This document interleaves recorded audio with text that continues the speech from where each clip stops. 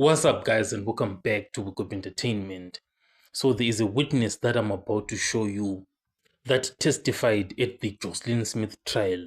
This witness was being questioned by police and being asked to review security camera footage that was at her house. So this camera footage was being used by investigators to try and understand exactly what was going on. So this is what the witness said at the Joslin Smith trial. Get this straight.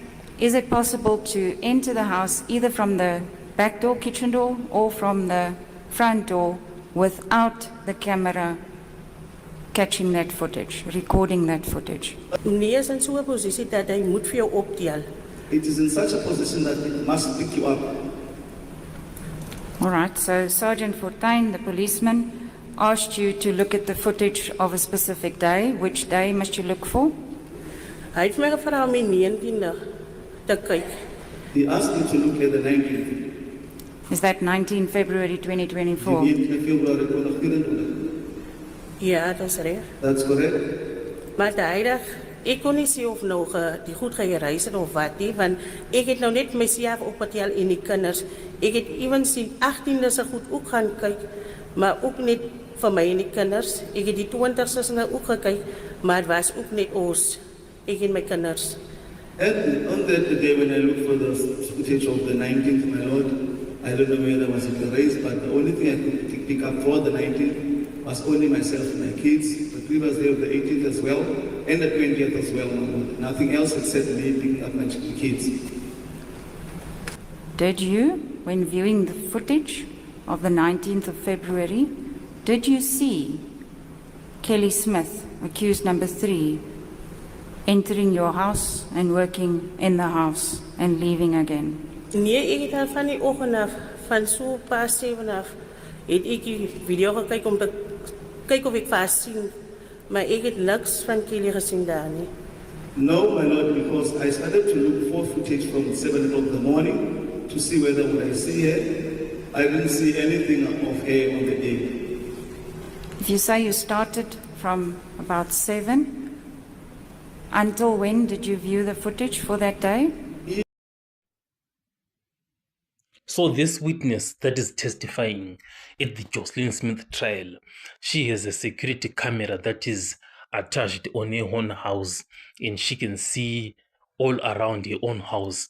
But not only on her own house, she can also see on Kelly's house who is entering and who is leaving, because it's these small houses that are attached together.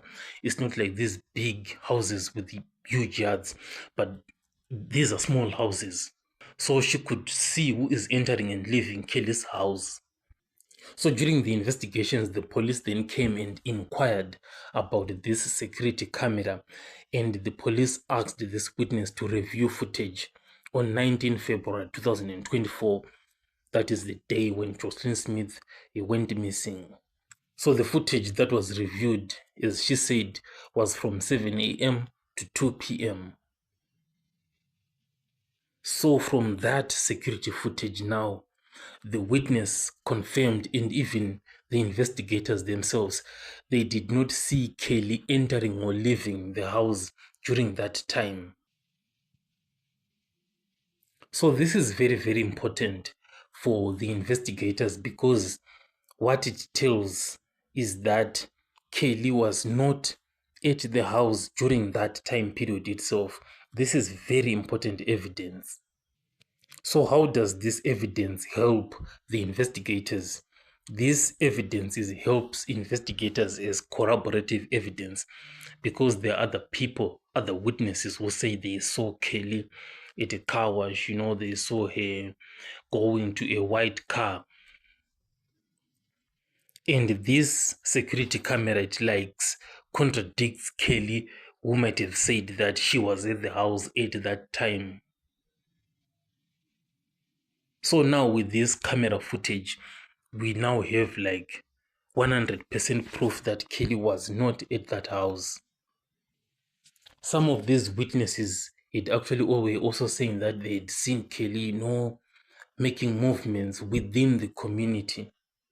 So this camera footage now, it goes during the inspections, That's when then Kelly then returned to her shack with other accused individuals.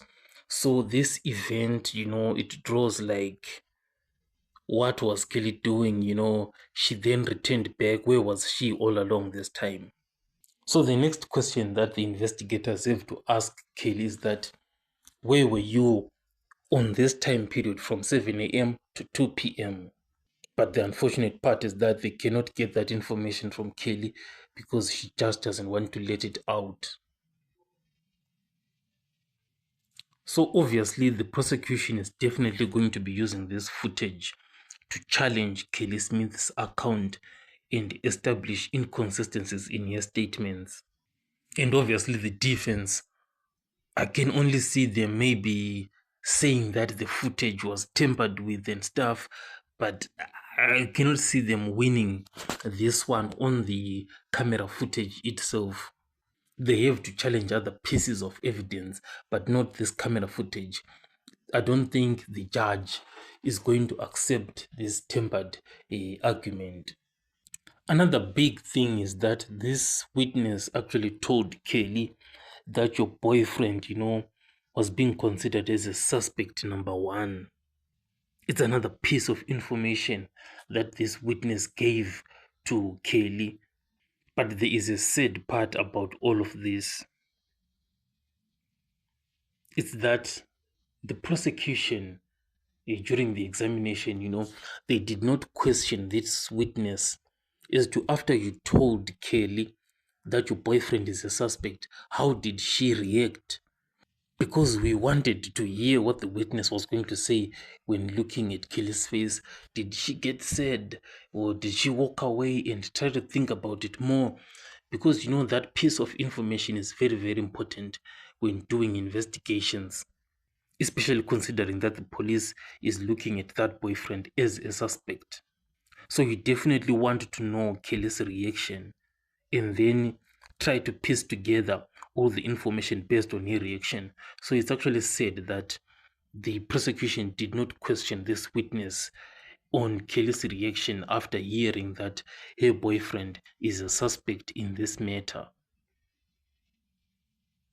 So it's really sad, but the time is still there. They can still ask all of these questions because a strong reaction such as shock, fear, or defensiveness, it is definitely going to indicate something really significant.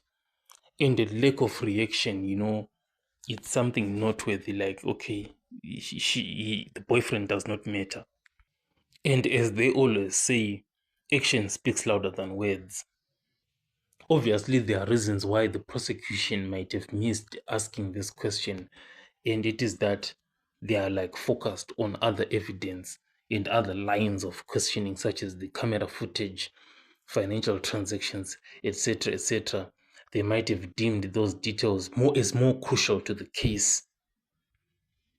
And another reason is that the prosecution might be strategic here about which questions to ask and which ones not to ask.